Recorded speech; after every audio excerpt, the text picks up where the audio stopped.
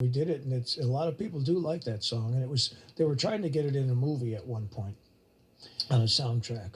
Was it Dusty who did? Who are you there with another guy? No, Dionne Warwick. Was it Dion? Yeah. Yeah. Somebody actually on YouTube has us singing it together. Really? They Yeah, did a somebody mashup of patched you up a and you and mashup Dionne of- Warwick. Yeah.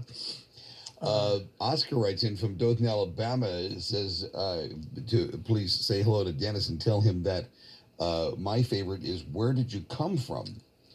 Now, interesting that not everyone is talking here about the top the No, five six big undeniable hit singles. The sleepers. They're spending time with B-sides and album cuts. That's the Yeah. diner.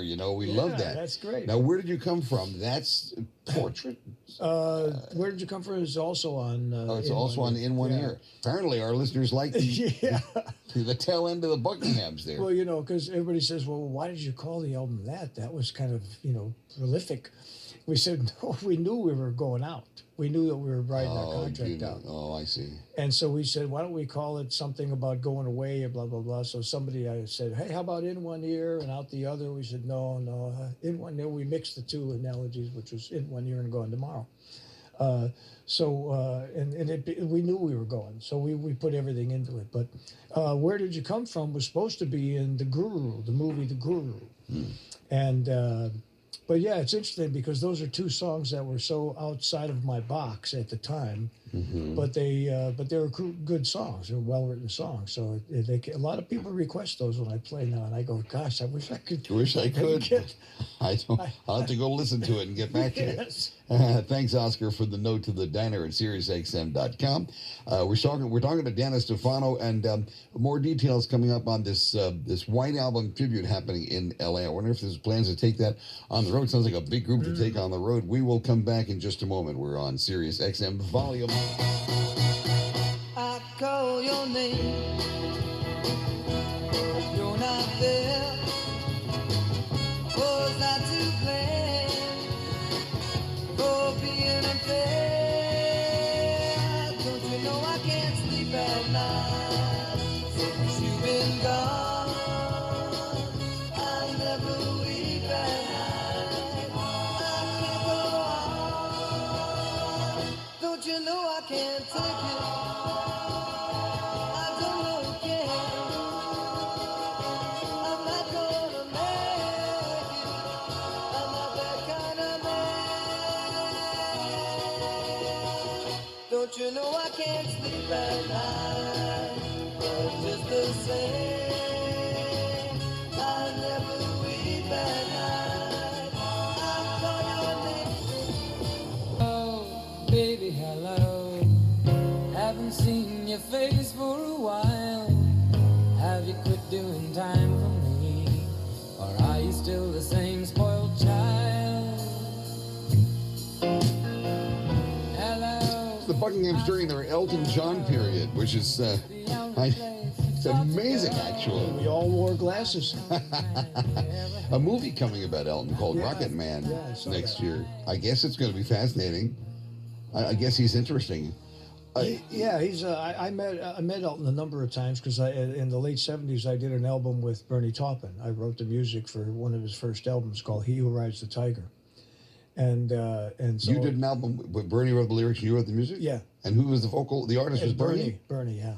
Well, how did you get together with Bernie Taupin? Well, I was hanging out at this place called On the Rocks in Los Angeles, above the Roxy Theater, which is Lou Adler's bar up there, and I was up there hanging because I knew Lou and everything, and Bernie came up one day with a girl from Chicago that introduced me to him, and then about a month later I was up there having a beer, and Bernie came in and sat down at the bar and started talking. We started talking about all kinds of stuff, and he said, "What do you do during the day?" And I said, I write songs. I'm doing this. I'm an actor, but I also do this. And he says, well, I'd like to hear some of your songs because I'm going to do an album of songs that I wouldn't do with Elton, and I'd like to hear what you do. So that week I got him a cassette of 4 or 5 songs. I had some good demos that I did with Tom Scott, and he called me back after listening to my cassette, and he said, come on over. He said, I want to give you a set of lyrics, and we'll go from there. We'll start there and see how you do. I said, sure. So I went and I picked up the lyrics, and of course there was like 2 sheets of legal paper with no repeats. And then that's when I finally realized exactly what Elton has to do, because that's how they work. He just gives them lyrics, and then Elton turns them into songs. Songs, yeah. And what I asked of Bernie when he gave me the lyrics all the time was, well, what kind of feel did you want? Because he told me that it was going to be different genres of stuff, rock and roll, and some this and some that. And so I would ask him what he heard, and then we would write the stuff, and we did it. They just re-released it on Rhino Records. He Who Rides the Tiger. It's a good little album. I never would have made that association. That's so interesting. Wow. Yeah, and then years later, in the 90s, we got together again with Robin LeMessurier and Jim Cregan, who played with Rod Stewart. Mm-hmm. And we did an album. Bernie had a concept album for the 4 of us called Farm Dogs. And we recorded that album up at his ranch in Northern California. And so I had those 2 occasions. But in that period of 18 years, Elton was a very quiet guy.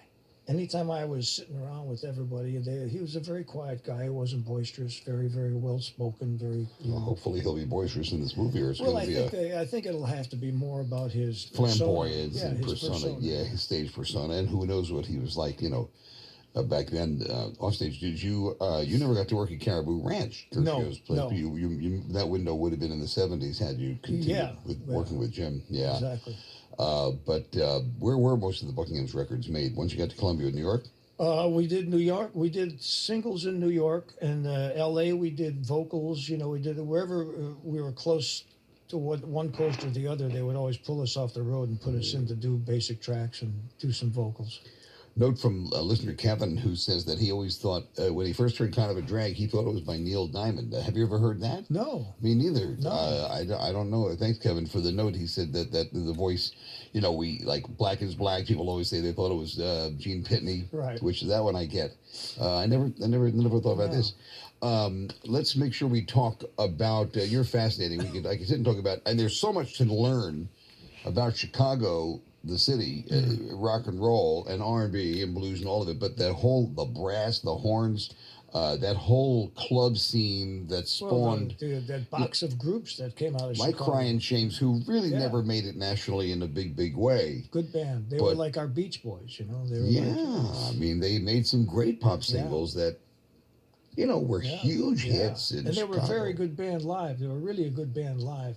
I mean, most of the bands from Chicago that came out, like the Eyes of March, the Crying Shames, the New Colony Six, just all those people. And then, because they were all a blend of bands that kind of fell apart. Yes. And then they became strong together and they made some good records, Let's talk about this event at the Grammy Museum one more time. So, is there any?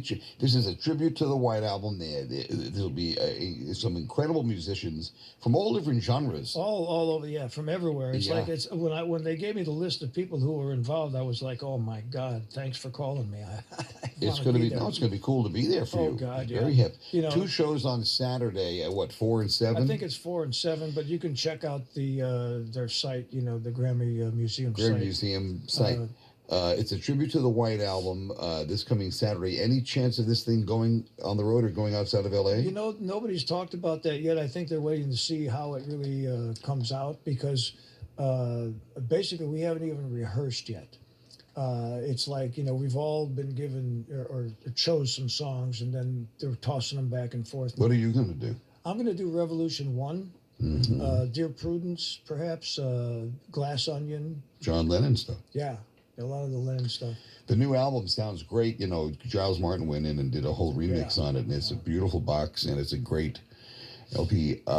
This is going to be great at the Grand Museum this Saturday. I am going to try to get over there. I would love to be at that show. So best of luck with that. Come to the stage door. I will come to the stage door. I'll stand there and I'll wait and wait. I've done that. What else are you working on, Dennis? Anything big coming up? Oh, yeah. I got a thing at the end of the month in San Bernardino. Oh, that's San Bernardino. Yeah. Beautiful. At the California Theater. Great. You're going to be there with Lou Christie. Lou Christie, the Duprees. We love Bobby him. Wilson. Fantastic. Yeah. Do you have a website, anything very quickly? Yeah. Facebook. Dennis Tufano Sings. Facebook, Dennis Tufano Sings. Love that. Thank you for visiting Cool. the diner. Thank you, Lou. I appreciate it. I always say the next best thing listening to music is talking about it. We'll do that again Let's come back and do it again. next Sunday night. Thanks, folks. Have a great night.